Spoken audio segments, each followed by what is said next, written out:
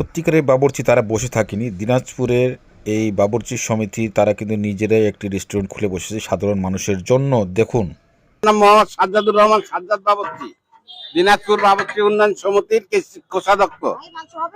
আমি আমি সকল গ্রাহক ভাইদের দৃষ্টি আকর্ষণ করে বলতেছি যে আমার রান্না যে কোনো অনুষ্ঠানে যিনারা খেয়েছেন, সত্যিকারের বিয়ে বাড়ি বাবুর্চিদের খাবার কিন্তু এরকম হয়ে থাকে।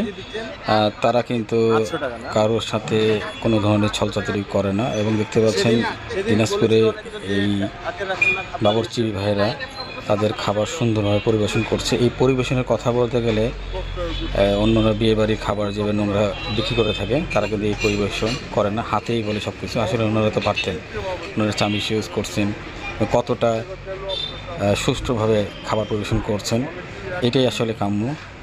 এদেরকে অবশ্যই অ্যাপ্রিসিয়েট করা যায় এবং সেটা আসলে বাবুর্চি তারা।